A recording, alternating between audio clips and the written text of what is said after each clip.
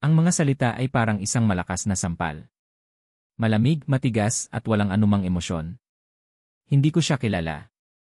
Sa harap ng libo-libong mata na nanonood, sa ilalim ng nakakasilaw na mga ilaw ng kamera, sa gitna ng dagat ng mga mikropono na nakaumang sa kanya, iyon ang lumabas sa bibig ni Lian.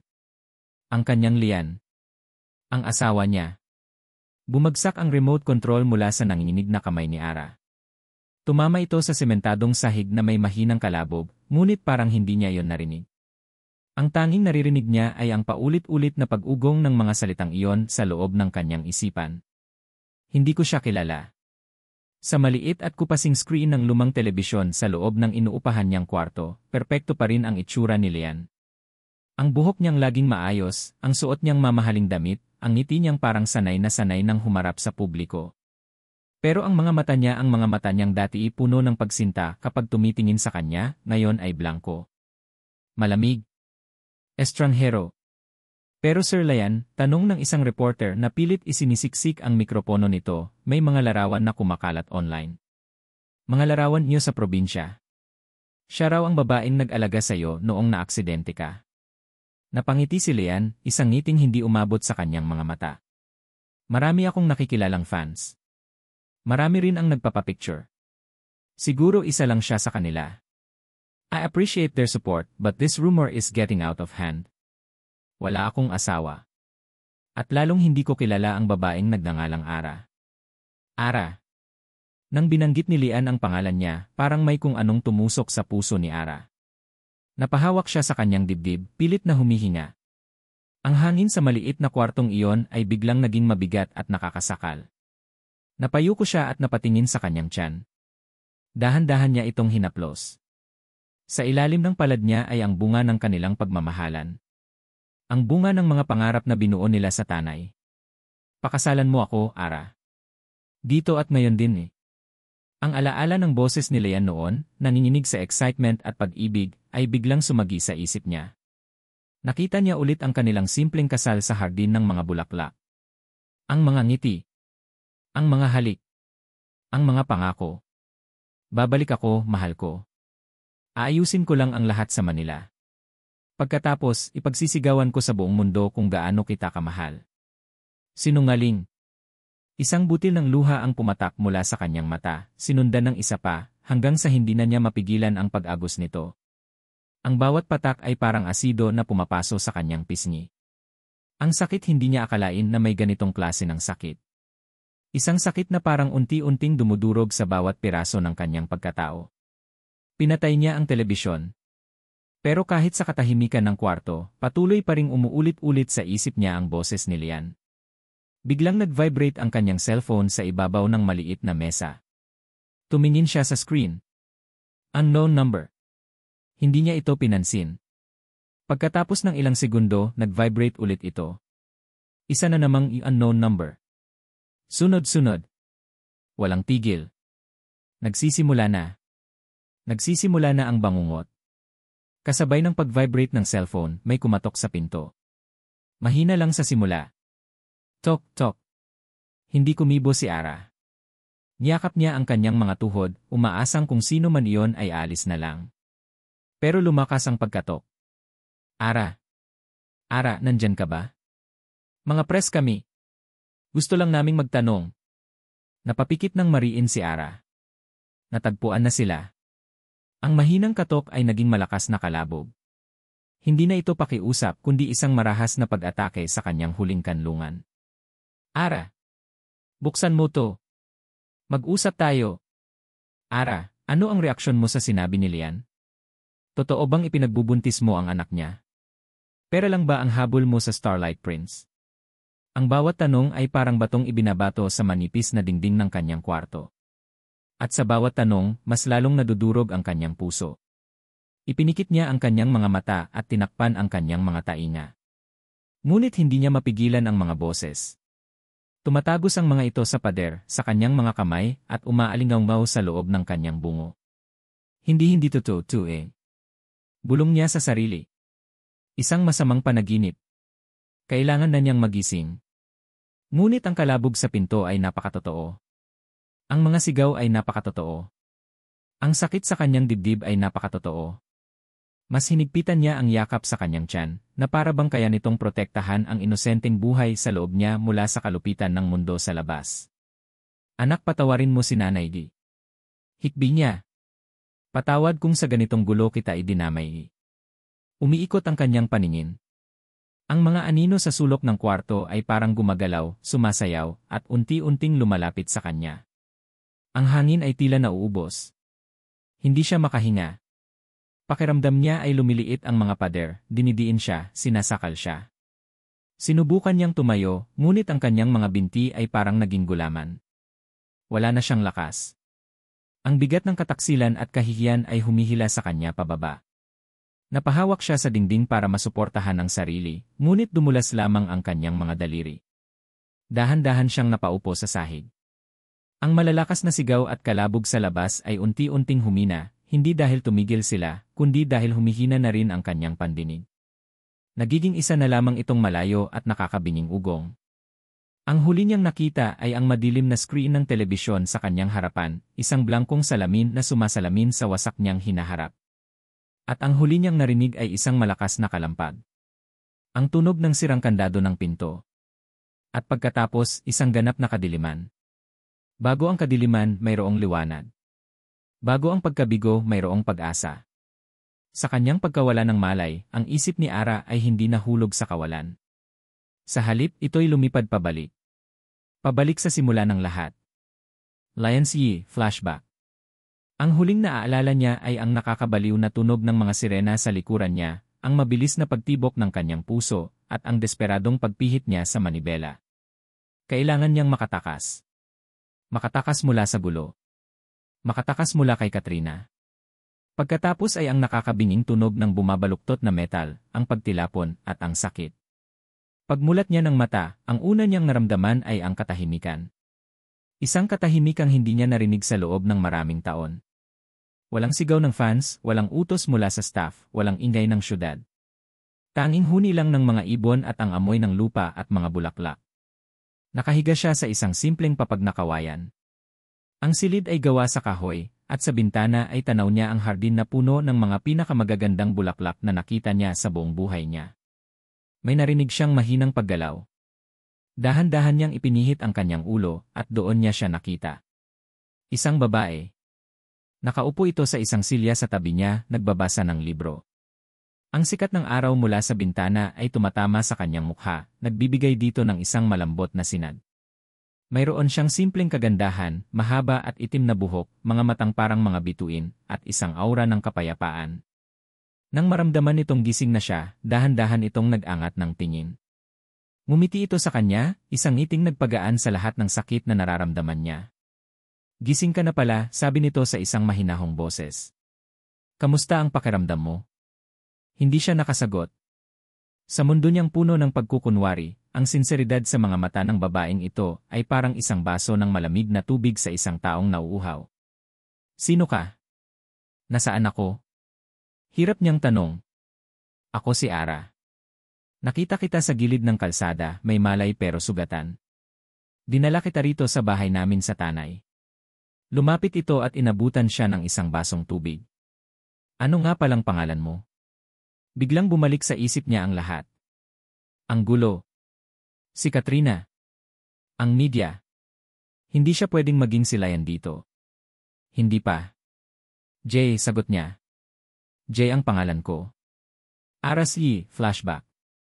Sa loob ng isang buwan, si Jay ay naging bahagi ng munti nilang mundo. Sa una, laging may pag-aalinlangan si Kuya Mateo. Lagi itong nakabantay, laging nakatingin ng masama kay Jay. Hindi ko gusto ang dating ng lalaking yan, Ara. Masyadong malinis ang mga kamay para maging isang ordinaryong tao lang, babala nito. Pero hindi iyon ang nakita ni Ara. Ang nakita niya ay isang lalaking may malungkot na mga mata. Isang lalaking tila pasan ang buong mundo sa kanyang mga balikat. Tinulungan siya ni Jay sa hardin.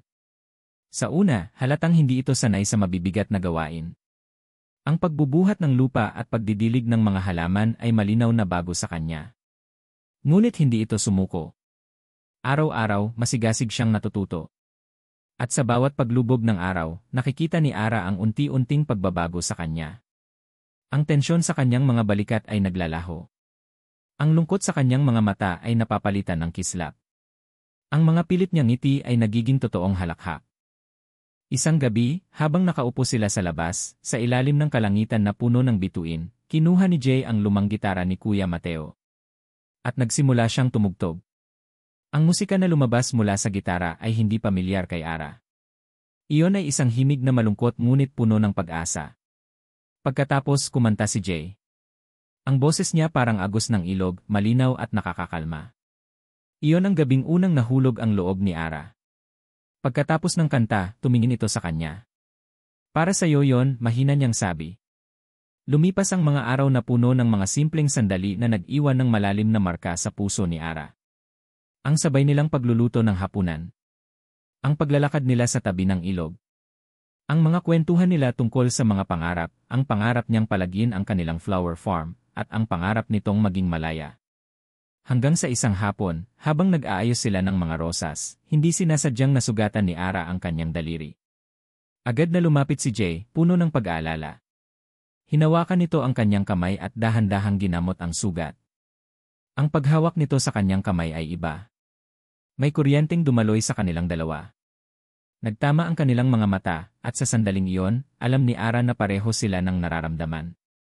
Ara, bulong nito, hindi binibitawan ang kanyang kamay. May kailangan kang malaman. Doon na niya inamin ang lahat. Na hindi Jay ang tunay niyang pangalan.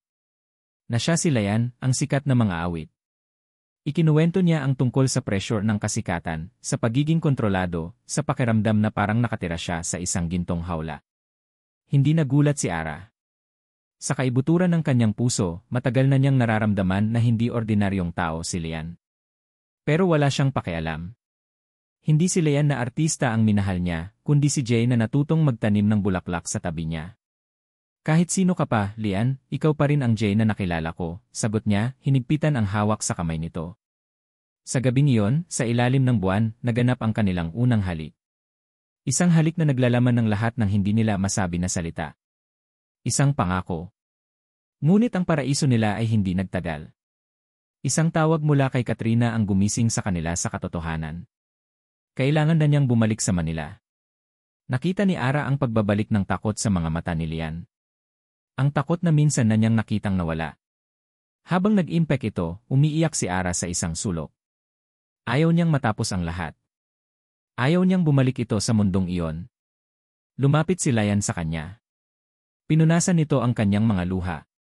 Hindi ito ang katapusan, Ara. Ito ang simula. Inilabas nito ang isang luma ngunit gumaganang digital camera. Huwag mo muna akong paalisin, sabi nito, ang boses ay nanginginig sa isang desisyon na halatang kabubuo pa lang. Pakasalan mo ako, Ara. Dito at ngayon din eh. Napatanga si Ara. Ano? Gusto kong maging akin ka bago ako bumalik doon. Gusto kong may babalikan ako. Gusto kong may dahilan ako para lumaban. Sa hardin kung saan unang namulaklak ang kanilang pag-ibig, naganap ang kanilang lihim na kasal. Si Kuya Mateo, kahit nag-aalangan, ang nagsilbing saksi. Nagpalitan sila ng mga pangakong sila mismo ang sumulat. Ginamit ni Lian ang kamera para i-record ang lahat, ang bawat ngiti, ang bawat salita, ang bawat halik. Iyon ang kanilang katibayan. Sa kanilang pamamaalam, iniwan ni Lian ang kamera kay Ara. Ingatan mo yan. Yan ang patunay ng pagmamahalan natin. Babalik ako. Pangako. Aras Yi, present. Ang alaala ng pangakong iyon ay naputol.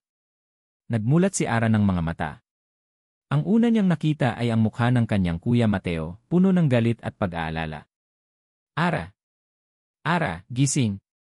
Nasa loob na sila ng isang umaandar na sasakyan. Nagmamaneho si Mateo palayo sa magulong eskinita. Kuya, anong nangyari? Mahina niyang tanong. Sinira nila ang pinto. Mabuti na lang at dumating ako. Huwag kang mag-alala na ilayo na kita sa kanila. Ang mga kamao ni Mateo ay mahigpit na nakakuyom sa manibela. Hayop ang Lian na yon. Hayop siya. Kapag nakita ko yon, papatayin ko siya. Hindi sumagot si Ara. Dahan-dahan siyang umupo ng maayos at napahawak muli sa kanyang tiyan. Ang matamis na alaala ay naging isang mapait na lason.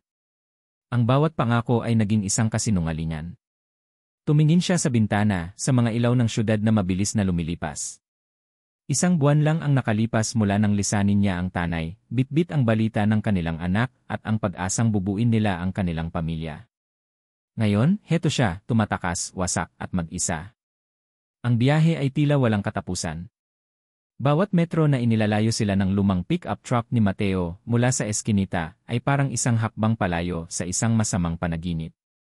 Ngunit alam ni Ara na ang gigisingan niya ay isang mas masahol pang katotohanan. Saan tayo pupunta, kuya? Basag niyang tanong, ang boses ay paos dahil sa pag-iyak. May kilala akong pwedeng magpatuloy sa atin pansamantala, sagot ni Mateo, ang mga mata ay nakatuon sa kalsada, ngunit ang galit ay baka sa higpit ng pagkakahawak niya sa manibela. Huwag kang mag-alala, Ara. Hindi kita pababayaan. Hindi ko hahayaang saktan ka pa ng gagong yon. Hindi na sumagot si Ara. Ipinikit na lang niya ang kanyang mga mata at isinandal ang ulo sa malamig na salamin ng bintana. Ang salitang isaktan ay umalingaw sa kanyang isip. Hindi siya sinaktan nila yan sa pisikal na paraan. Ang ginawa nito ay mas malala. Dinurog nito ang kanyang kaluluwa. Huminto ang sasakyan sa isang lugar na hindi pamilyar kay Ara. Isang masikip na looban kung saan dikit-dikit ang mga bahay na gawa sa pinagtagpi-tagping yero at kahoy. Ang hangin ay may halong amoy ng kanal at basang lupa. Ang ingay ng mga nagtatawanan, nag-aaway at umiiyak na sanggol ay bumalot sa kanila. Ito ang kabaligtaran ng tanay.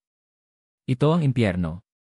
Pansamantala lang to, Ara, sabi ulit ni Mateo, na para bang sinusubukang kumbinsihin hindi lang si Ara kundi pati na rin ang sarili niya. Kapag nakaipon na ako, hahanap tayo ng mas maayos na lugar. Isang maliit at madilim na kwarto ang kanilang tinuluyan. Isang kwartong kasya lang ang isang maliit na papag at isang mesa. Napakaliit nito. Napakahirap huminga. Napatingin si Ara sa paligid. Ito ba ang magiging tahanan ng anak niya? Ang pangarap niyang bahay na puno ng pagmamahal ay naging isang kahon na amoy desperasyon. Kinabukasan, sinubukan ni Ara na lumabas para bumili ng kaunting pagkain. Suot ang isang malaking sombrero at salamin para itago ang kanyang mukha, naglakad siya patungo sa pinakamalapit na tindahan. Sa isang maliit na mesa, nakita niya ang isang dyaryo. Ang kanyang mukha, kinuha mula sa isang social media profile na matagal na niyang hindi ginagamit, ay nasa front page. Sa ilalim nito, isang malaking titulo, probinsya ng gold digger, ginagamit denhi pagbubuntis para mangikil alaylayan. Narinig niya ang bulungan ng mga tao sa tindahan habang tinitingnan siya. Hindi ba yan yung babae sa ni? Kawawa naman si Sir Layan, ginagamit lang pala. Mukhang pera talaga. Tingnan mo nga yan, mukhang desperada. Naramdaman ni Ara na namumula ang kanyang mga pisngi. Ang kahihiyan ay parang kumukulong tubig na ibinuhos sa kanyang pagkatao. Mabilis niyang kinuha ang pinamili, iniabot ang bayad, at halos takbuhin ang daan pabalik sa kanilang kwarto, dala-dala ang mga salitang tumatarok sa kanyang likuran. Ilang araw ang lumipas sa ganoong paraan. Si Ara ay nakakulong sa kwarto, takot humarap sa mundo. Si Mateo naman ay paalis-alis, naghahanap daw ng trabaho para may panggastos sila. Ngunit sa bawat pag-uwi nito, nakikita ni Ara ang pagkabigo sa mga mata ng kanyang kuya. Isang gabi, umuwi si Mateo na mas tahimik kaysa dati. May pasa ito sa gilid ng labi at isang sugat sa kilay. Kuya! Anong nangyari sa'yo? Gulat na tanong ni Ara, agad na lumapit. Wala to, napasabak lang sa away kalye, sagot nito, umiiwas ng tingin. Ngunit hindi naniniwala si Ara. Hinawakan niya ang braso nito. Kuya, magtapat ka sa akin. Sino ang gumawa niyan sa'yo? Bumuntong hininga si Mateo, at sa wakas ay tumingin sa kanya. Ang galit sa mga mata nito ay napalitan ng takot. May mga lalaking lumapit sa akin kanina, Ara. 3 sila. Hindi sila taga rito. Nanlamig ang buong katawan ni Ara. Hindi nila ako gaanong sinaktan, pagpapatuloy ni Mateo. Isang babala lang daw. Isang mensahe para sa'yo. Anong sabi nila? Nanginginig na tanong ni Ara. Ang sabi nila, sabihin mo sa kapatid mo, tumigil na siya. Kung hindi, sa susunod, hindi na lang yan ang aabutin niya. Sa sandaling iyon, gumuho ang lahat ng natitirang lakas ni Ara.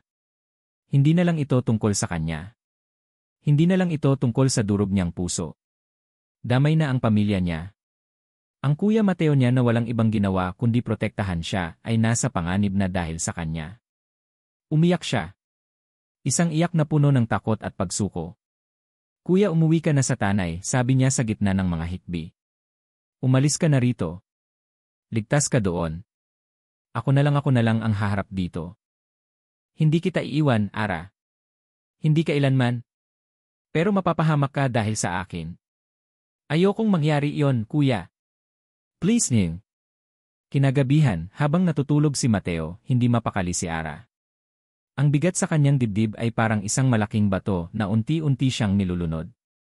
Napatingin siya sa maliit na bag na dala niya mula sa tanay. Ang mga damit niya, ang ilang mga alaala lahat ay simbolo ng isang buhay na hindi nababalik. Kailangan niyang gumawa ng paraan. Kailangan niya ng pera para makalayo sila. Para makabalik si Mateo sa probinsya. Habang naghahalungkat sa kanyang mga gamit, napahawak ang kanyang kamay sa isang malamig at matigas na bagay. Ang lumang digital camera.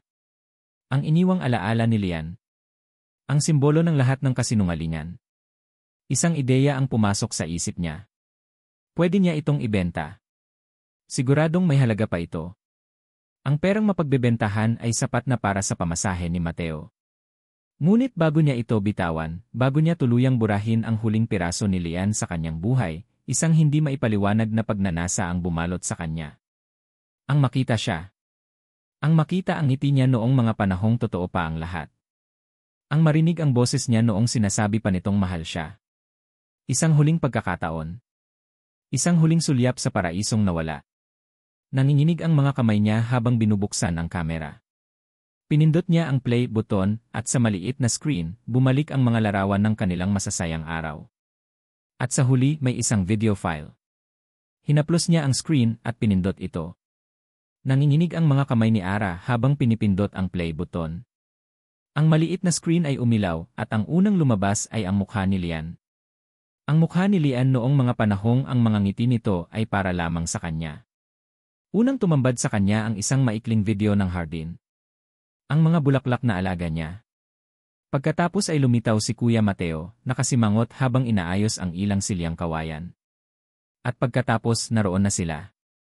Siya, sa suot niyang simpleng puting bestida, at si Lian, sa isang puting polo na hiniram lang nito kay Mateo.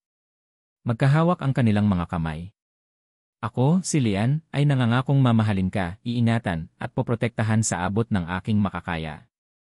Narinig niya ulit ang boses ni Lian, basag sa emosyon. Ang mga salitang binitawan nito noon ay kabaligtaran ng mga salitang sinabi nito sa telebisyon. Napakagat si Ara sa kanyang labi para pigilan ang isang hikbi. Ang panonood nito ay parang pagbubukas ulit sa isang sariwang sugat. At ako, si Araceli, ay tinatanggap ka, Lian, bilang aking asawa. Ang sarili niyang boses. Puno ng pag-ibig at tiwala. Isang tiwalang ngayon ay pira-piraso na.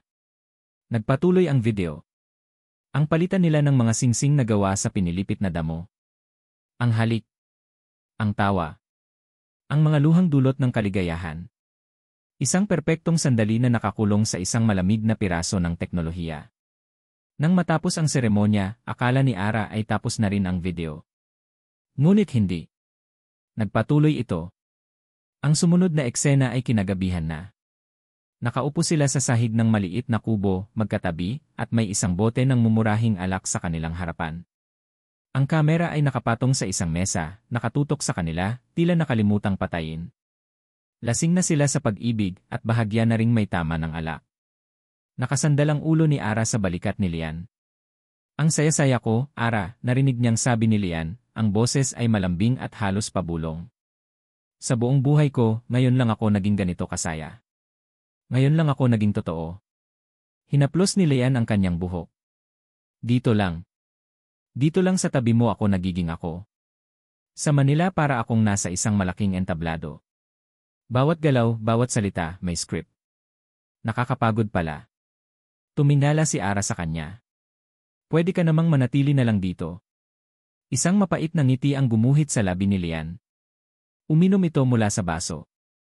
Napapikit ito na parang may pait na nilalasahan, kahit pa ang iniinom nila ay matamis na alak.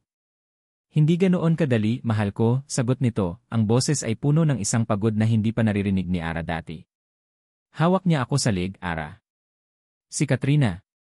Biglang lumitaw ang takot sa mga mata ni Lian, isang takot na mas malalim pa sa takot niya sa pagkawala ng kasikatan. Ito ay takot para sa kanyang buhay, para sa kanyang kalayaan. Ang buong akala ng lahat, tinulungan niya ako. Pero ang totoo, kinulong niya ako.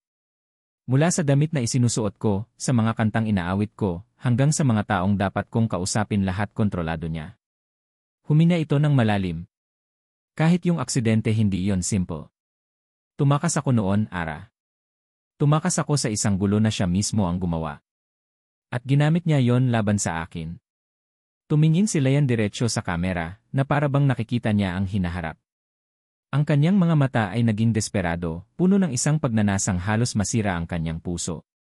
Pero balang araw, sabi nito, ang boses ay nanginginig sa matinding pagnanasa. Sana mapalaya ko na sarili ko sa hawla ni Katrina. At sa araw na yon, Ara, ipinapangako ko, ikaw at ikaw lang ang babalikan ko. Tayo ang bubuo ng totoong buhay. Pagkatapos ng mga salitang iyon, biglang umitim ang screen. Naubos ang baterya. Naiwan si Ara sa katahimikan ng madilim na kwarto. Tanging ang mahinang tunog lang ng paghinga ni Mateo ang kanyang naririnig. Nakatitig lang siya sa blankong screen ng kamera. Hindi siya makagalaw. Ang kanyang utak ay pilit na pinoproseso ang kanyang narinig. Hawla ni Katrina. Tumakas ako sa isang gulo na siya mismo ang gumawa. Sana mapalaya ko na sarili ko. Dali-dali niyang sinaksak ang charger ng kamera sa pader. Nanginginig ang kanyang mga kamay. Habang naghihintay na magkaroon ito ng kaunting charge, ang mga piraso ng palaisipan ay unti-unting nabubuo sa kanyang isipan. Ang press conference. Ang walang emosyong mukha ni Lian. Ang mga salitang parang isinasaulo. Hindi iyon ang tingin ng isang lalaking nanloko. Iyon ang tingin ng isang bilanggo. Isang puppet na pinapagalaw ng isang master na walang awa. Nang sa wakas ay umilaw muli ang kamera, mabilis niyang ni-rewind ang huling bahagi ng video. Pinakinggan niya ito ulit. Sa hawla ni Katrina. At ulit. Sa hawla ni Katrina. Hindi siya nagkamali. Ang sakit sa kanyang dibdib ay naroon pa rin, matalim at totoo. Ang katotohanan na itinanggi siya ni Lian sa buong mundo ay isang sugat na hindi basta-basta maghihilom. Ngunit sa ilalim ng sakit, isang bagong damdamin ang umusbong. Isang damdamin na hindi niya panaramdaman dati. Hindi ito awa. Hindi rin ito pag-ibig. Ito ay galit. Isang malamig, malinaw at nag-aapoy na galit. Ngunit ang galit na ito ay hindi na para kay Lian. Ito ay para sa babaeng humahawak sa mga tali. Ang babaeng gumawa ng gulo. Ang babaeng kumulong sa lalaking minahal niya. Si Katrina. Napatingin si Ara sa kamera na hawak niya. Ang bagay na ito, hindi na ito isang masakit na alaala. Hindi na ito isang bagay na ibebenta niya para sa kaunting pera. Ito ay isang sandata. Ang tanging sandata niya. Dahan-dahan niyang hinigpitan ang pagkakahawak sa kamera, ang kanyang mga buto sa daliri ay namumuti sa higpit. Ang mga luhang kanina ay dulot ng pagkabigo ay napalitan ng mga luhang dulot ng isang bagong determinasyon. Sumilip siya kay Kuya Mateo na mahimbing na natutulog, may mga pasa sa mukha dahil sa kanya. Napahaplos siya sa kanyang tiyan. Ang anak nila. Hindi na siya tatakas. Hindi na siya magtatago. Lalaban siya. Napayuko siya at sa katahimikan ng kwarto, isang bulong ang kumawala sa kanyang mga labi. Isang bulong na nagbago ng lahat. Hindi kasi sinungaling, sabi niya na parabang kausap si Lian. Biktima ka lang din eh. Katrina Siye. Ang amoy ng mamahaling kape at tagumpay ang bumalot sa opisina ni Katrina Reyes. Mula sa kanyang bintana sa ika-30 palapag ng Starlight Entertainment Building, tanaw niya ang buong syudad na parabang isang maliit na laruan sa kanyang paanan. Kalmado niyang binabasa ang mga ulat sa kanyang tablet. Public sentiment, 85% in favor of Lian. Trending hashtags, #ProtectLian, #LianTheVictim. Isang bahagyang ngiti ang sumilay sa kanyang mga labi na may kulay pulang lipstick. Perpekto. Ang krisis na dala ng probinsya ng babae na yon ay naging isang oportunidad. Sa isang press conference lang, nagawa niyang baliktarin ang sitwasyon. Si Lian, mula sa posibleng maging sentro ng iskandalo, ay naging isang kawawang biktima ng isang desperadang babae. At siya, si Katrina, ang dakilang tagapagtanggol. Pumasok ang kanyang assistant, nanginginig. Ma'am, nandito na po si Lian. Papasukin mo siya, utos ni Katrina, hindi inaalis ang tingin sa tablet. Bumukas ang pinto at pumasok si Lian. Kung ang Lian sa ay kalmado at kontrolado, ang Lian na nasa harap niya ngayon ay parang isang bagyo na nagbabantang sumabog. Ang kanyang mga mata ay nag-aapoy sa galit. Anong ginawa mo? Matigas na tanong ni Lian, isinara ang pinto sa likuran niya. Ang ginawa ko. Itinaas ni Katrina ang kanyang tingin, ang mga mata ay kasing lamig ng yelo. Iniligtas kita. Ulit. Dapat nga ay nagpapasalamat ka sa akin. Nagpapasalamat? Pinagmukha mo akong duwag. Pinagmukha mo siyang sinungaling. Buntis siya, Katrina. Buntis siya sa anak ko. At ano ang gusto mong gawin ko? Hayaan kang sirain ang lahat ng pinaghirapan natin para sa isang babaeng nakilala mo lang ng isang buwan. Tumayo si Katrina at dahan-dahang lumapit kay Lian, na parang isang predator na papalapit sa kanyang biktima. Lian. Akala ko ba ay natuto ka na? O kailangan ko na namang ipaalala sa'yo? Hinawakan niya ang panga ni Lian, ang kanyang mga kuko ay bahagyang bumaon sa balat nito. Nakalimutan mo na ba yung gabi sa bar? Yung away na pinlano ko para gumawa ng ingay? Kung hindi kita inilabas doon, hindi lang career mo ang tapos. Baka pati buhay mo. Napaiwas ng tingin si Lian, ang galit sa kanyang mga mata ay napalitan ng pamilyar na anino ng pagkatalo. Makinig ka at makinig kang mabuti, bulong ni Katrina, ang boses ay puno ng lason. Ikaw ay produkto ko. Isang magandang produkto. At sisiguraduhin kong walang sinumang sisira sa investment ko. Naiintindihan mo ba? Binitawan niya ito. Bumalik si Katrina sa kanyang mesa at umupo na parang isang reyna sa kanyang trono. Ngayon, umalis ka na. May photoshoot ka sa loob ng 1 oras. At gusto kong makita ang ngiting milyon ang halaga. Maliwanag. Hindi sumagot si Lian. Tumalikod lang ito at lumabas ng opisina, ang kanyang mga balikat ay muling nabalot ng bigat.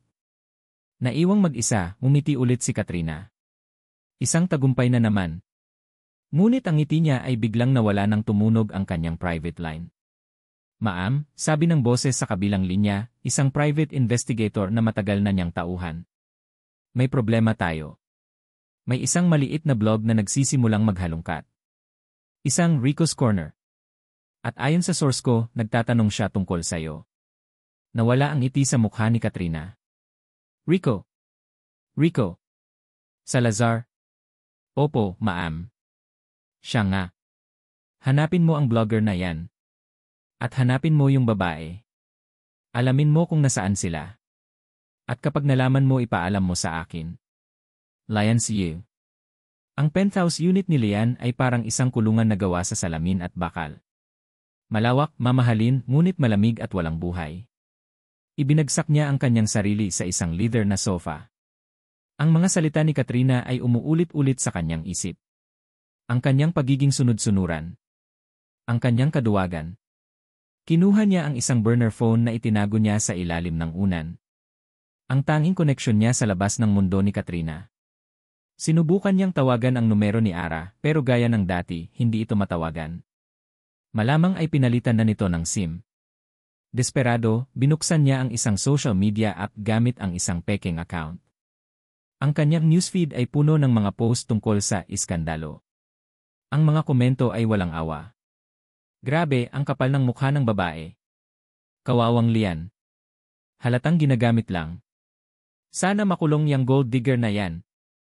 Para siyang sinasaksak sa bawat salitang nababasa niya. Sila ang kontrabida, ngunit siya ang biktima sa mata ng lahat. Ang kabalintunaan ay nakakasuka. Ilang oras siyang nag-scroll, naghahanap ng kahit anong balita tungkol kay Ara, kahit anong lead. Ngunit wala. Para itong bulang naglaho. Maya-maya, pumasok ang kanyang pinakabatang personal assistant, si Gio, isang binatang tila laging kinakabahan. Sir Lian, pinapatawag na po kayo sa baba para sa photoshoot, sabi nito, nanginginig. Tumingin si Lian kay Gio. Sa lahat ng staff niya, si Gio lang ang nakikitaan niya ng awa sa mga mata. Gio, sabi ni Lian, ang boses ay mahina at desperado. May ipapakiusap ako sa'yo. Isang bagay na hindi dapat malaman ni Ma'am Katrina. Nag-alinlangan si Gio. Pero, sir. Please, pagmamakaawa ni Lian. Kailangan kong malaman kung nasaan siya. Kung ligtas ba siya. Nakita ni Lian ang pag-aalinlangan sa mukha ng binata. Ngunit pagkatapos ng ilang sandali, tumango ito. Kinagabihan, pagkatapos ng nakakapagod na photoshoot kung saan pilit siyang ngumiti, bumalik si Gyo sa kanyang unit. Walang salitang iniabot nito ang isang gusot na piraso ng diaryo. Nakasulat dito ang isang maliit na artikulo, halos nakatago sa isang sulok ng pahina. Tungkol ito sa isang kaguluhan sa isang squatters area sa Tondo. At sa dulo ng artikulo, may isang pangalan na binanggit bilang isa sa mga residente doon. Araceli. Nanginig ang mga kamay ni Lian habang hawak ang diaryo. Tondo. Ang kanyang ara, ang kanyang anghel na galing sa tanay, ay nasa isang mapanganib na lugar. Kasabay nito, sa kabilang panig ng syudad, natanggap ni Katrina ang isang tawag. Ma'am, nahanap na namin ang babae. At alam na rin namin kung sino ang blogger na kasama niya. Isang malamig na ngiti ang muling gumuhit sa mga labi ni Katrina. Ang laro ay nagsisimula na. Kinabukasan, bago pa man sumikat ang araw, ginising ni Ara ang kanyang kuya. Sa ilalim ng mahinang ilaw ng bumbilya, ipinakita niya rito ang video sa kamera. Panoorin mo, kuya, sabi niya, ang boses ay kalmado ngunit may diin. Habang pinapanood ni Mateo ang video, nakita ni Ara ang pagbabago sa mukha nito. Ang nag-aalab na galit kay Lian ay dahan-dahang napalitan ng pagkalito, at pagkatapos ay ng isang mas malalim at mas madilim na galit, isang galit na nakatutok na ngayon sa tamang tao. Ang demonyong babaeng yon. Ang tanging nasabi ni Mateo pagkatapos, ang mga kamao ay muling kumuyom. Kailangan natin ng tulong, kuya, sabi ni Ara. Hindi natin to kaya ng tayong dalawa lang. May isang pangalan na paulit-ulit na tumatakbo sa isip ni Ara mula pa kagabi. Isang pangalan na nabanggit ni Lian noon sa tanay, sa isang kwentuhan nila tungkol sa kalupitan ng showbiz. Isang mamamahayag na sinira umano ni Katrina dahil sa pagsusulat nito ng katotohanan. Rico Salazar. Sa tulong ng cellphone ni Mateo, hinanap nila ang pangalan. Hindi na ito nagsusulat sa mga malalaking diaryo. Mayroon na lamang itong isang maliit at halos walang follower na blog, Rico's Corner. Nakasaad doon ang address ng kanyang opisina. Ang address ay nagturo sa kanila sa isang luma at halos guguho ng gusali sa isang sulok ng Maynila na tila nilimot na ng panahon. Umakyat sila sa isang makitid na hagdanan patungo sa ikalawang palapag. Sa dulo ng pasilyo, may isang pinto na may nakapaskil na papel na sulat kamay, Rico's Corner. Kumatok bago pumasok. O, wag na lang. Nagkatinginan sila ni Mateo. Huminga ng malalim si Ara at kumatok. Walang sumasagot. Kumatok siya ulit, mas malakas ngayon. Wala akong pera. Wag niyo na akong singilin, sigaw ng isang magaspang na boses mula sa loob. Hindi kami maniningil, sagot ni Ara, idinikit ang bibig sa pinto. Nandito kami para kay Rico Salazar. Tungkol po ito kay Katrina Reyes. Biglang tumahimik sa loob. Pagkatapos ng ilang sandali, narinig nila ang tunog ng pag-alis ng trangka, at dahan-dahang bumukas ang pinto. Isang lalaking nasa mid-negatibo, 40 ang tumambad sa kanila. Magulo ang buhok nito, may balbas na hindi ahit at amoy alak. Ang kanyang mga mata ay mapupungay ngunit may talas pa rin ng isang taong sanay mag-obserba.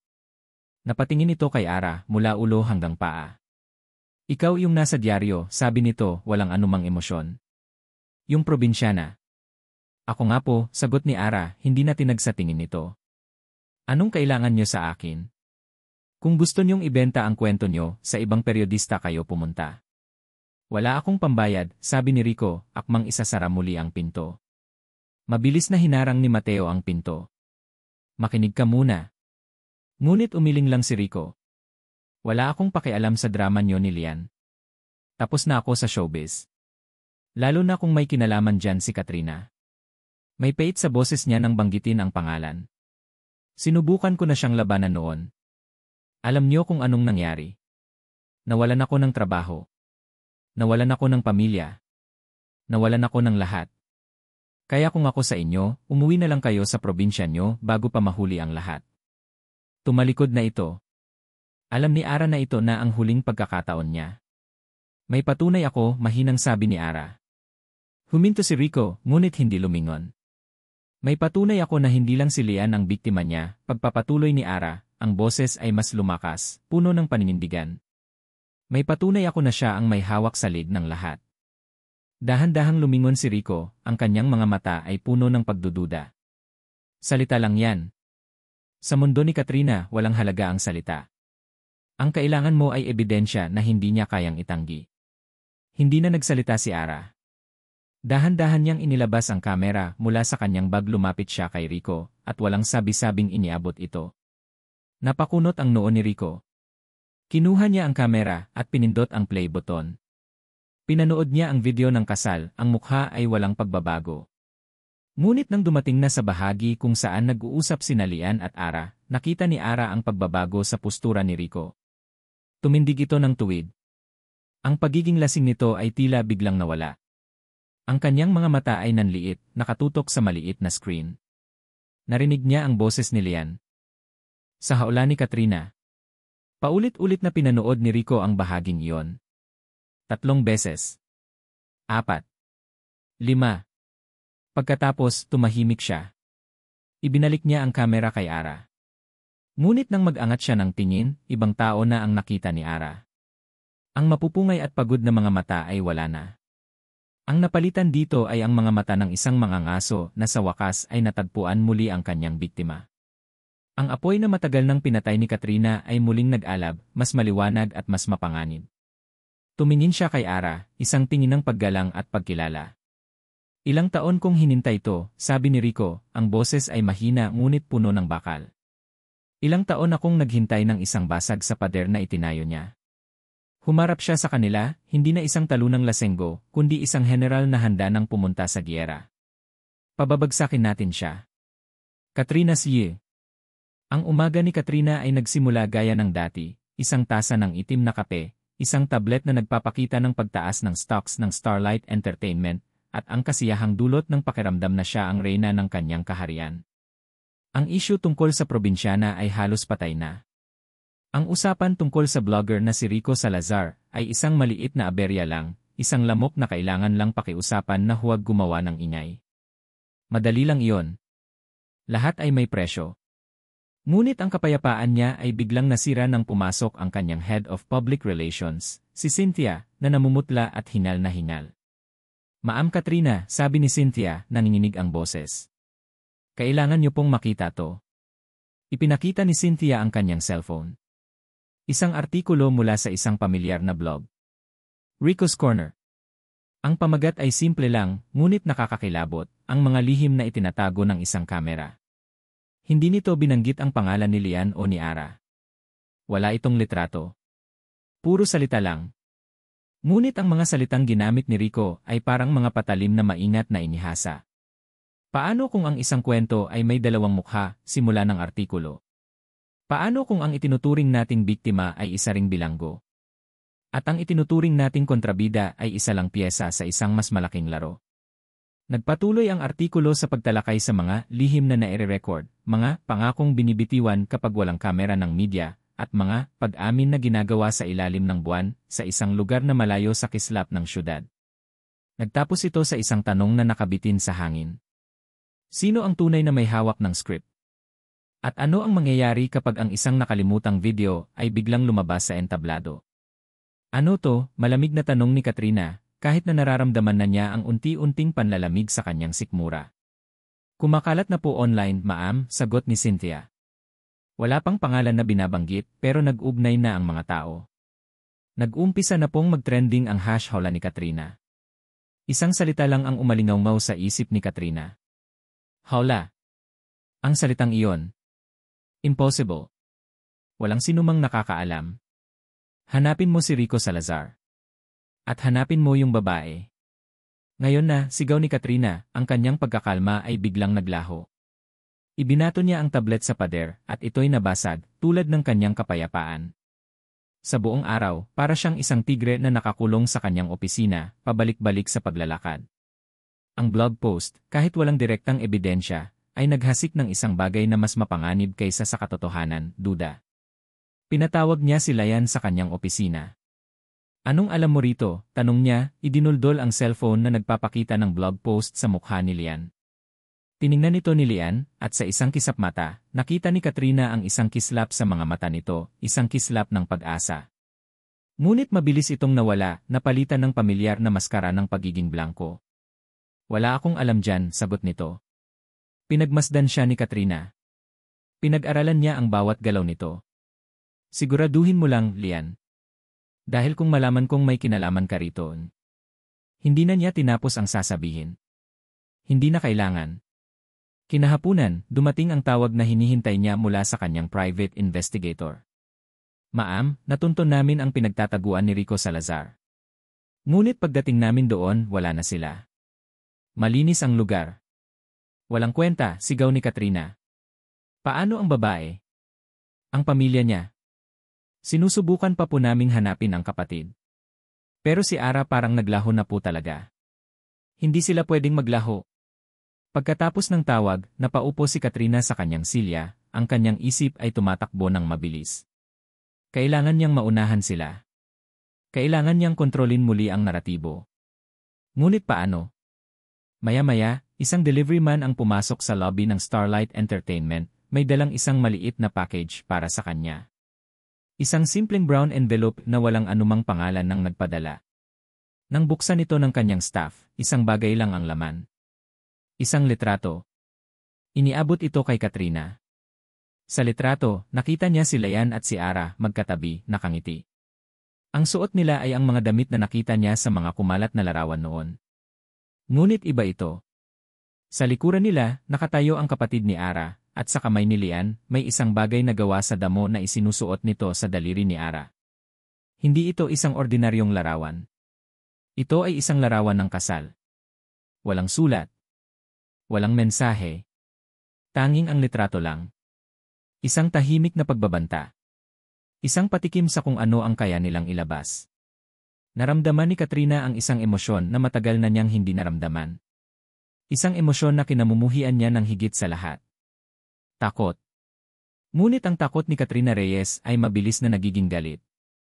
At ang galit niya ay palaging may kalalagyan. Kinuha niya ang kanyang telepono at tinawagan si Cynthia. Mag-book ka ng isang exclusive interview para kay Lian. Sa pinakamalaking network. As soon as possible. Oras na para tapusin ang lahat ng chismis na ito.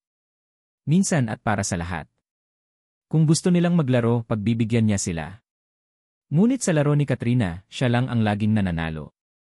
Ang hangin sa loob ng studio ay mabigat sa tensyon.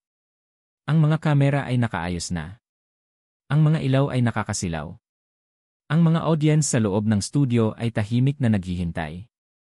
Ito ang pinaka-inaabangang live interview ng taon. Lian Yu.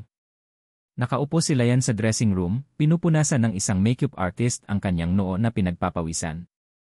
Nakatitig siya sa kanyang sariling refleksyon sa salamin, ngunit hindi niya makilala ang taong nakikita niya. Ang mukha niya ay perpekto, walang gusot, walang bakas ng pagod. Isang perpektong maskara. Pumasok si Katrina sa silid, ang kanyang mga takong ay lumilikha ng matinis na tunog sa sahig.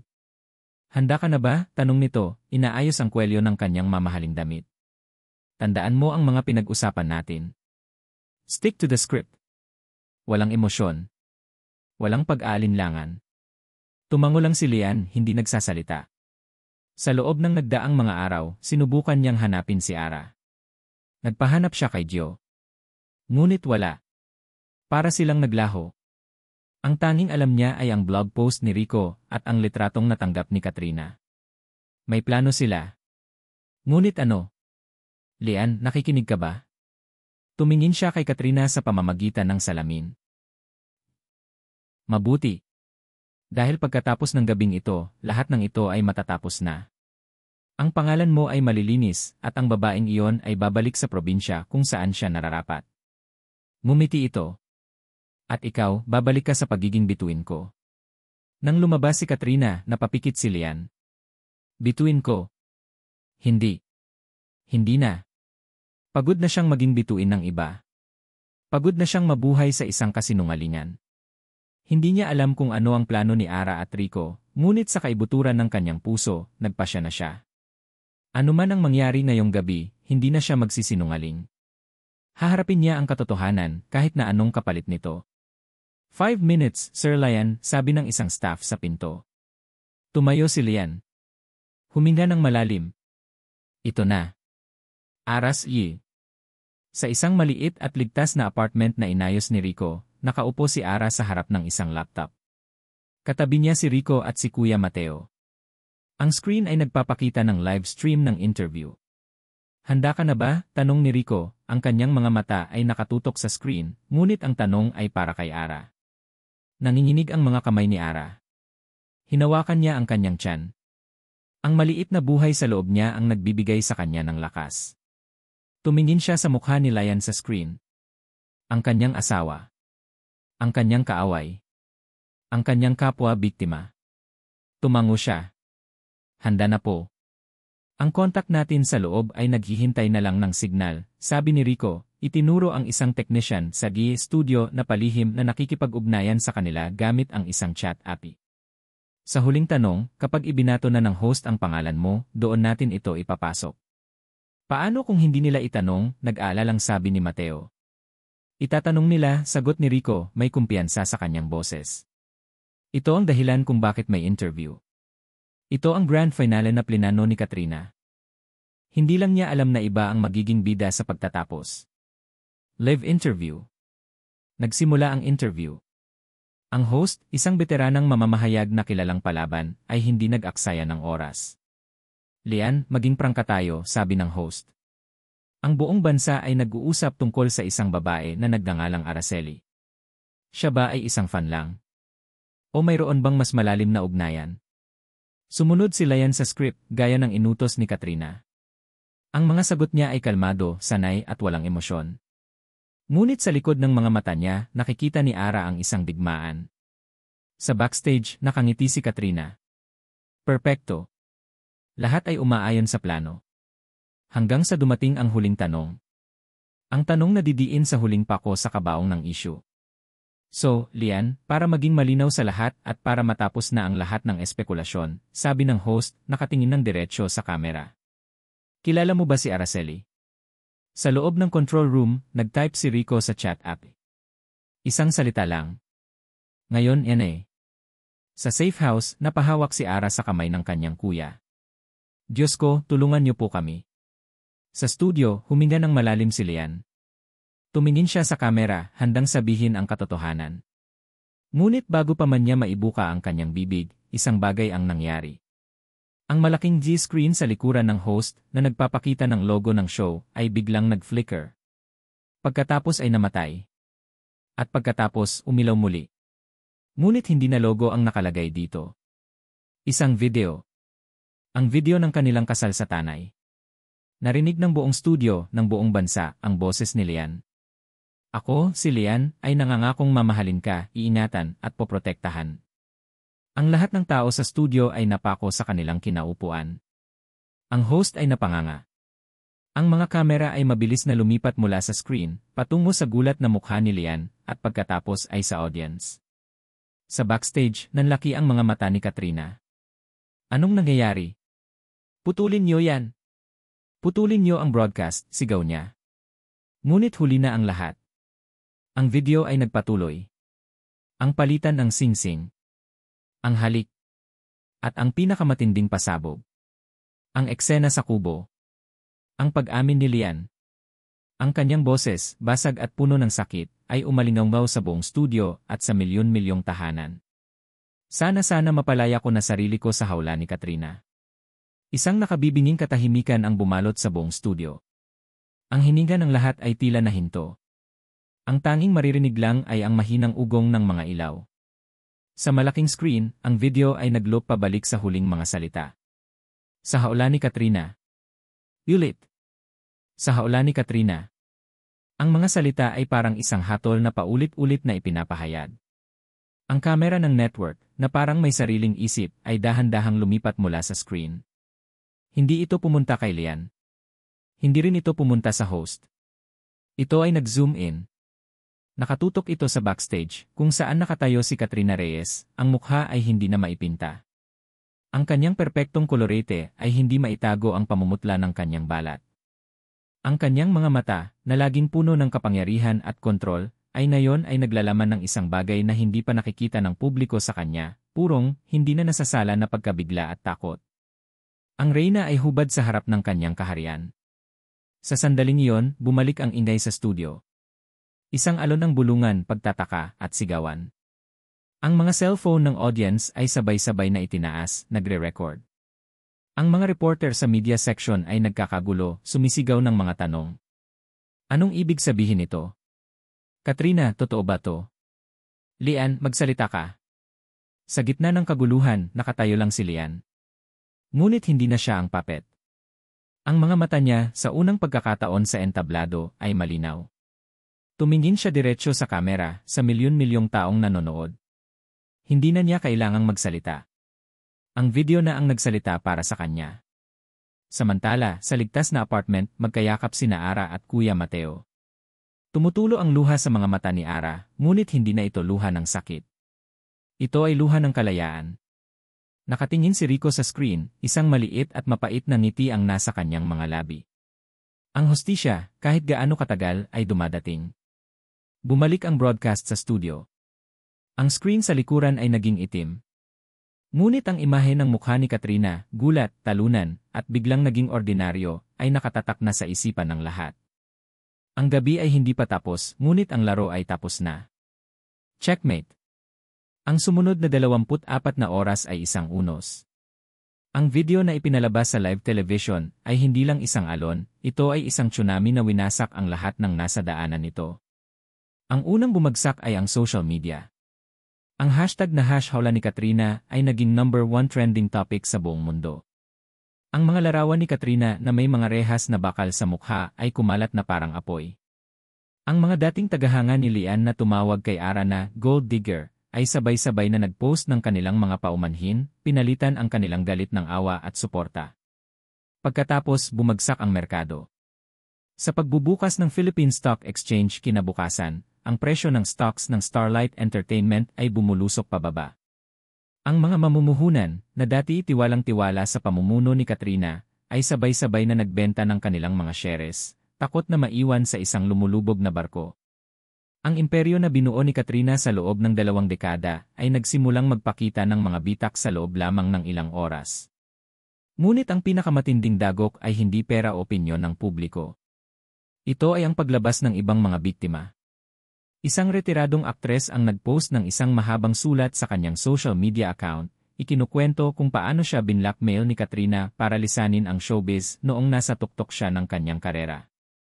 Isang sikat na songwriter ang umamin na ang kanyang mga pinasikat na kanta ay hindi talaga sa kanya, pilit siyang pinapirma ni Katrina sa isang kontrata na nagbibigay ng lahat ng karapatan sa isa sa mga alaga nito. Sunod-sunod silang lumabas. Ang mga lihim na matagal nang nakabaon sa sementeryo ng showbiz ay isa-isang hinuhukay at lahat ng buto ay nakaturo sa iisang direksyon, kay Katrina Reyes. Katrina Siye. Nakatayo si Katrina sa gitna ng kanyang opisina. Ang opisina na dati simbolo ng kanyang kapangyarihan ay ngayon ay parang isang mausoleum. Ang mga tawag sa kanyang telepono ay hindi tumitigil, mga galit na board members, mga nagpapanik na abogado, mga artistang gusto nang kumawala sa kanilang mga kontrata. Hindi niya sinasagot ang mga ito. Nakatitig lang siya sa bintana, sa syudad sa ibaba. Ang syudad na dati nasa kanyang mga palad ay ngayon ay parang isang halimaw na handa siyang lamunin. Pumasok ang kanyang sekretarya, si Cynthia, na may dalang isang sobre. Hindi na ito kumatok. Wala nang respeto sa kanyang mga mata. Tanging awa at takot. Pinapabigay po ng board, sabi nito, iniwan ang sobre sa kanyang mesa at mabilis na lumabas. Alam na ni Katrina kung ano ang laman nito kahit hindi pa niya binubuksan. Termination. Resignation. Pagpapaalis. Sa isang iglap na wala ang lahat. Ang kapangyarihan. Ang pera. Ang takot na ibinibigay niya sa mga tao. Naiwan lang siya. Isang babaeng walang hawak kundi ang mga pira-piraso ng isang basag na korona. News Anchors Yi, Montage. Live mula sa Campo Crame, kinumpirma ng mga otoridad na isang formal na investigasyon ang isinasagawa laban kay Mea Katrina Reyes para sa mga posibleng kaso ng grave coercion at intellectual property theft. Samantala, ang Starlight Prince na si Lian ay kasalukuyang nasa kustodya ng mga pulis, hindi bilang isang suspect, kundi bilang isang cooperating witness sa kaso laban sa kanyang dating manager. At ang misteryosang babae sa likod ng lahat ng ito, si Araceli, o Ara, ay nananatiling hindi nagpapakita sa publiko. Ngunit ayon sa aming source, siya at ang kanyang pamilya ay nasa isang ligtas na lugar, sa ilalim ng proteksyon ng kilalang investigative journalist na si Rico Salazar. Lian Yu. Nasa loob si Lian ng isang simpleng silid sa police station. Tapos na siyang magbigay ng kanyang opisyal na salaysay. Lahat ng kasinungalingan, lahat ng pagbabanta, lahat ng sikreto na kinimkim niya sa loob ng maraming taon ay nailabas na niya. Pakiramdam niya ay magaan. Sa unang pagkakataon, pakiramdam niya ay malaya na siya. Ngunit ang kalayaan ay may kasamang bigat. Ang bigat ng kanyang mga pagkakamali. Ang bigat ng sakit na idinulot niya kay Ara. Malaya ka nang umalis, Lian, sabi ng isang pulis, ibinabalik sa kanya ang kanyang cellphone. Pero kailangan ka naming kontakin para sa mga susunod na pagdinig. Tumango si Lian. Paglabas niya ng istasyon, isang dagat ng mga reporter ang sumalubong sa kanya. Ngunit hindi na siya natakot. Dire-diretso lang siyang naglakad, hindi sumasagot sa anumang tanong, patungo sa sasakyan ng isang kaibigang naghihintay sa kanya. Isa lang ang nasa isip niya. Isa lang ang kailangan niyang puntahan. Tinawagan niya si Gio. Gio, kailangan ko ng pabor. Ang huling pabor. Alam mo ba kung paano ko makokontak si Rico Salazar? Pagkatapos ng ilang oras, nakuha ni Lian ang isang address. Isang address ng isang ligtas na apartment sa isang lugar sa Quezon City.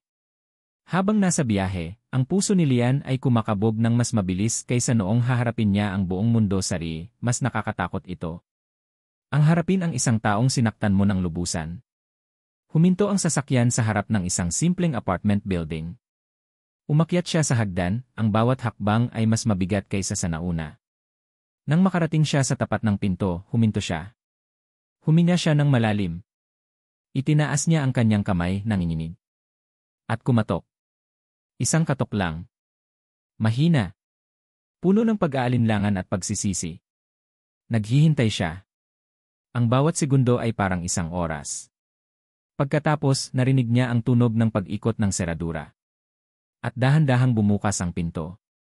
Nakatayo sa likod nito si Ara. Nakatayo sila sa magkabilang panig ng nakabukas na pinto, na parang may isang hindi nakikitang pader sa pagitan nila. Walang kamera. Walang audience. Tanging silang dalawa lang at ang bigat ng mga salitang hindi pa nasasabi. Si Ara, na nakasuot ng isang simpleng duster, ay nakatayo roon. Ang kanyang buhok ay nakatali lang. Walang kolorite sa mukha. Ngunit sa mga mata niya, may isang lakas na hindi pa nakikita ni Lian dati. Hindi na ito ang babaeng puno ng pangarap na iniwan niya sa tanay. Hindi na rin ito ang babaeng wasak na nakita niya sa mga larawan sa diaryo. Ang babaeng nasa harap niya ngayon ay isang mandirigma. Si Lian naman, sa paningin ni Ara, ay tila nabawasan ng 10 taon. Wala na ang bigat ng kasikatan sa kanyang mga balikat. Wala na ang pilit ng ngiti. Ang nakikita niya ay si Jay, ang lalaking may malungkot na mga mata, ngunit ngayon, ang lungkot ay napalitan ng malalim na pagsisisi. Si Kuya Mateo at Rico ay lumabas mula sa isang silid, handang mamagitan kung kinakailangan. Ngunit tiningnan lang sila ni Ara, isang tingin na nagsasabing, kaya ko to.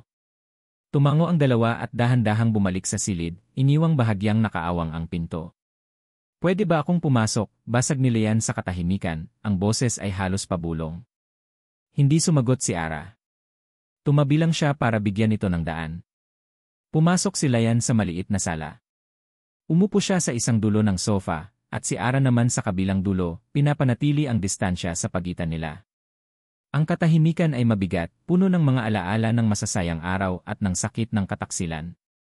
Ara ni. Panimula ni Lian, hirap hanapin ang mga tamang salita. Wala akong karapatang humingi ng tawad. Alam ko. Ang sakit na idinulot ko sa iyo, walang salita ang makakapagpaliwanag o makakapagpunan noon. Nakatitig lang si Ara sa sahig, ang kanyang mga kamay ay mahigpit na magkahawak sa ibabaw ng kanyang tiyan. Pero gusto kong malaman mo, pagpapatuloy ni Lian, ang boses ay nanginginig. Nasa bawat araw na nagdaan, sa bawat sandaling napilitan akong magsinungaling, ikaw lang ang iniisip ko. Ang sakit na makita kang nasasaktan dahil sa kaduwagan ko, Ara. At iyon ang habambuhay kong pagsisisihan. Tuminala si Ara. Sa wakas, nagsalita siya. Ang kanyang boses ay kalmado, ngunit bawat salita ay may bigat. Alam mo ba kung anong pakiramdam, Lian? Tanong niya. Ang marinig mula sa taong pinangakuan mo ng habambuhay na hindi kanya kilala. Ang maramdaman na ang buong mundo ay humuhusga sa'yo, tinatawag kang sinungaling, makapalang mukha, mukhang pera. Hindi nakasagot si Lian. Tumingin lang siya sa sahig, tinatanggap ang bawat salita na parang isang sampal. Naranasan kong matakot para sa kapatid ko, patuloy ni Ara. Naranasan kong matakot para sa anak ko. Naranasan kong isipin na baka mas mabuti pang mawala na lang ako para matapos na ang lahat. Isang luha ang pumatak mula sa mata ni Lian. Patawad. Ara, patawad di. Hindi ko alam kung kaya pa kitang mahalin tulad ng dati, sabi ni Ara, ang kanyang boses ay bahagyang nanginig sa huling mga salita. Masyadong malaki ang sugat. Masyadong malalim. Ang tiwala parang isang baso yan, Lian. Kapag nabasag, kahit anong gawin mong pagdikit, makikita mo pa rin ang mga lamat. Tumayo siya at lumapit sa bintana, nakatalikod kay Lian. Pero isa lang ang sigurado ako. Ang batang ito eh. Sabi niya, hinahaplos ang kanyang tiyan. Kailangan niya ng ama. Isang ama na hindi duwag. Isang ama na marunong tumayo para sa tama. At ngayong gabi, nakita ko ang amang yon. Napatingin si Lian kay Ara, ang kanyang mga mata ay puno ng gulat at isang maliit, nanginginig na pag-asa. Humarap si Ara sa kanya. Ang pagpapatawad, Lian, hindi yan isang bagay na ibinibigay lang. Isa yang proseso. At hindi ko alam kung gaano katagal ang prosesong yon para sa akin. Baka isang buwan. Baka isang taon. Baka habang buhay. Lumapit si Lian, dahan-dahan, na parang isang hayop na sugatan na natatakot na baka tumakbo ang kanyang tanging pag-asa. Huminto siya sa harap ni Ara. Hindi niya ito hinawakan. Hindi niya ito niyakap. Alam niyang wala pa siyang karapatan. Hihintayin ko, sabi ni Lian, ang boses ay puno ng sinseridad. Kahit gaano katagal. Hihintayin ko. At habang naghihintay ako, hayaan mo akong patunayan na karapat-dapat ako sa inyo. Magsimula tayo ulit. Kahit sa simula. Itinaas niya ang kanyang kamay, hindi para hawakan si Ara, kundi para hawakan ang tiyan nito. Nag-alinlangan siya, naghihintay ng permiso. Pagkatapos ng ilang sandali, dahan-dahang tumango si Ara. At sa unang pagkakataon, naramdaman ni Lian ang paggalaw ng kanyang anak. Sa ilalim ng kanyang palad, isang maliit na sipa. Isang maliit na pitik ng buhay. Isang maliit na pitik ng pag-asa. Napatingin siya kay Ara, ang kanilang mga mata ay nagtagpo. Sa gitna ng wasak na tiwala at malalim na sugat, isang maliit na sinag ng liwanag ang nagsimulang sumilay. Ang simula ng isang mahabang paghilom. Lumipas ang 3 taon. Ang ingay ng Manila, ang kislap ng mga kamera, at ang laso ng showbiz ay mga malayong alaala na lamang. Ang kanilang mundo ngayon ay binubuo ng huni ng mga ibon, amoy ng mga bulaklak, at ang walang katumbas na tunog ng halakhak ng isang bata. Bumalik sila sa Tanay. Sa lugar kung saan nagsimula ang lahat. Aras Y. Nakaupo si Ara sa veranda ng kanilang bahay, isang bahay na mas malaki na kaysa sa dating kubo, ngunit gawa pa rin sa kahoy at napapaligiran ng hardin. Ang kanyang flower farm ay lumago na. Hindi na lang ito isang maliit na hardin, isa na itong negosyo na nagsusupply ng mga bulaklak sa mga kalapit na bayan. Mula sa veranda, tanaw niya ang 2 pinakamahalagang lalaki sa kanyang buhay. Si Lian, na nakasuot ng isang simpleng shirt at shorts, ay nakaupo sa damuhan, tinuturuang tumugtog ng gitara ang kanilang 3 taong gulang na anak na si Lirio. Ang pangalan ay pinili ni Lian dahil tulad daw ng Lirio, si Lirio ang simbolo ng kanilang bagong simula. Hindi, nak. Ganito, sabi ni Lian, dahan-dahang inilalagay ang maliliit na daliri ng anak sa mga string ng gitara. Ito ang C ay para sa cookies. Humalakhak si Lirio. Cookies. Ngumiti si Ara. Ang Lian na nakikita niya ngayon ay malayong malayo sa Starlight Prince. Wala na ang mamahaling damit, wala na ang bodyguards, wala na ang atensyon ng buong mundo. Pagkatapos ng iskandalo, tuluyan na niyang tinalikuran ang showbiz. Tinanggihan niya ang lahat ng alok na bumalik, kahit na maraming network ang gustong kunin ang kanyang comeback story. Sa halip, itinayo niya ang isang maliit na music school sa kanilang bayan, kung saan libre niyang tinuturuan ang mga batang gustong matutong kumanta at tumugtog. Minsan, kapag may fiesta o espesyal na okasyon, kumakanta siya sa plaza. Ang kanyang entablado ay hindi na Araneta Coliseum, kundi isang maliit na stage na gawa sa kahoy. Ang kanyang audience ay hindi na libu-libong sumisigaw na fans, kundi ang mga simpleng tagabayan na nakangiting nakikinig sa kanya. At sa bawat pagkakataon, ang mga mata niya ay laging nakahanap kay Ara sa gitna ng mga tao. Lumapit si Ara sa kanila, may dalang isang pitzel ng malamig na juice. "Kamusta ang lesson nyo?" tanong niya. "Mama! Mama!" "I know si," masayang sabi ni Lirio, tumakbo at yumakap sa mga binti niya. "Talaga? Ang galing-galing naman ng baby ko," sabi ni Ara, hinaplos ang buhok ng anak. Tumingin siya kay Lian. Ang kanilang mga mata ay nagtagpo. Sa loob ng 3 taon, dahan-dahan nilang binubuo muli ang kanilang relasyon. Hindi ito naging madali. May mga araw na bumabalik ang anino ng nakaraan. May mga gabing kailangan nilang pag-usapan ang mga sugat.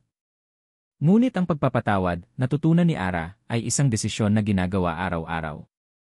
At araw-araw, pinili niyang magpatawad.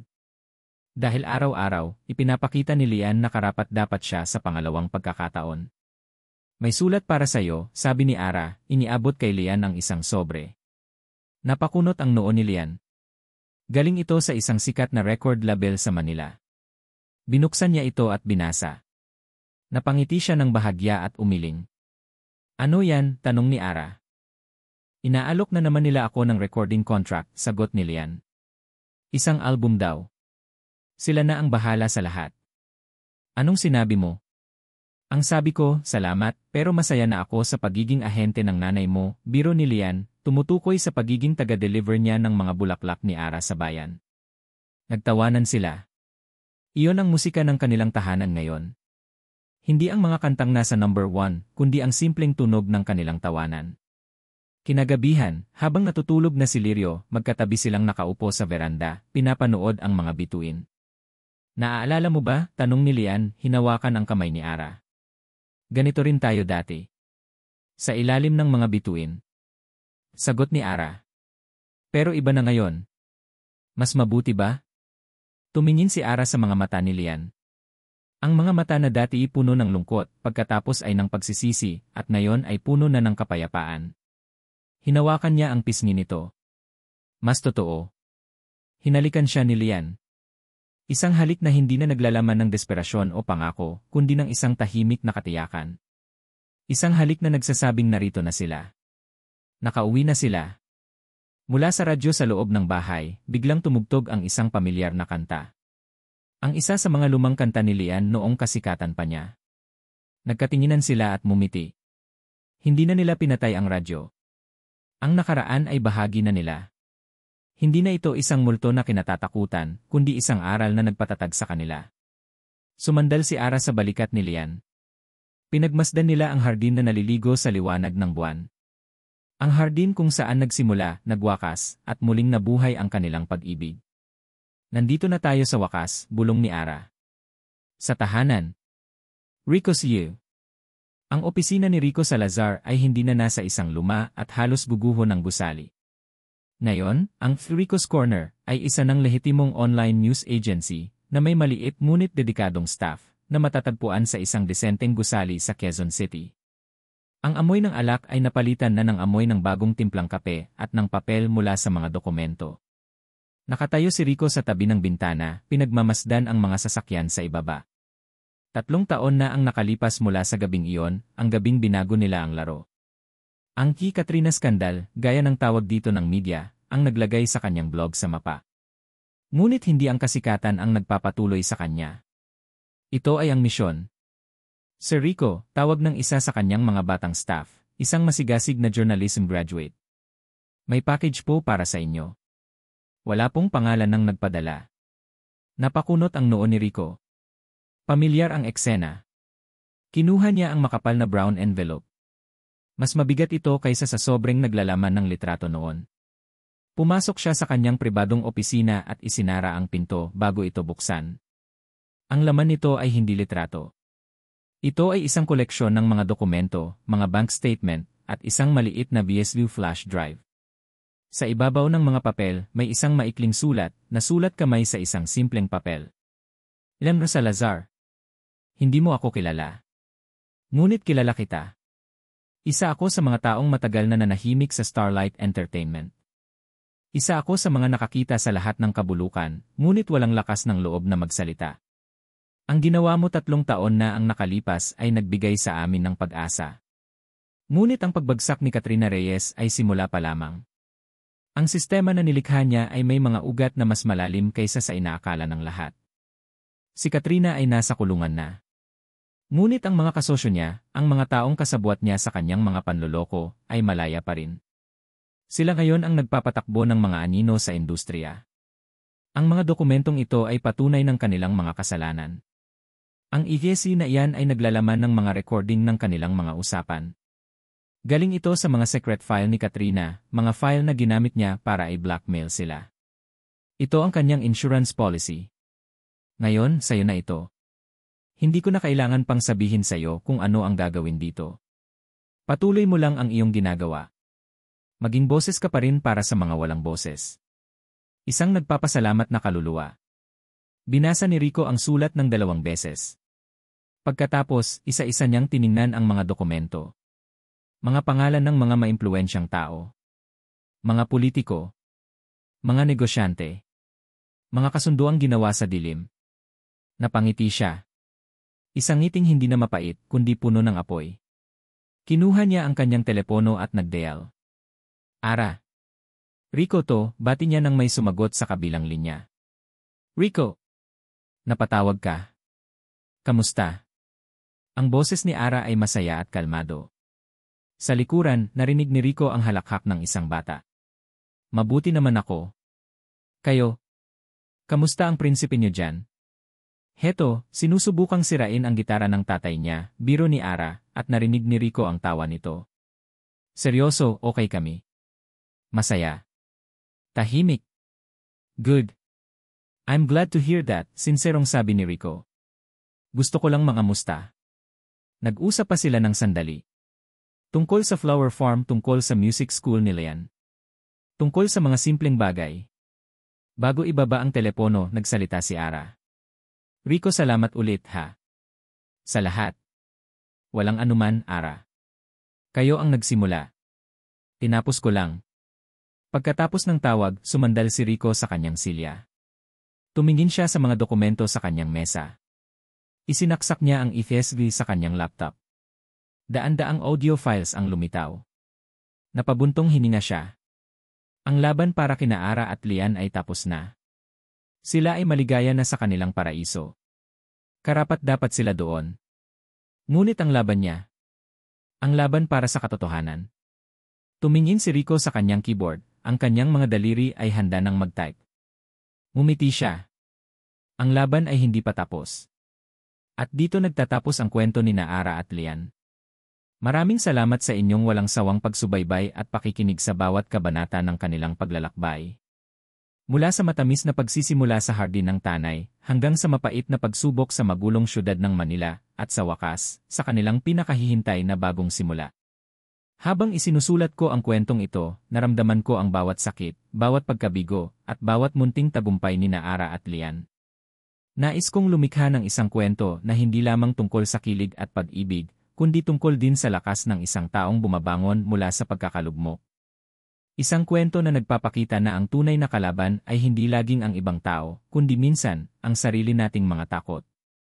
Ang kwento ni Ara at Lian ay isang paalala na ang pagpapatawad ay isang mahabang proseso, ngunit ito ang tanging susi sa tunay na kapayapaan.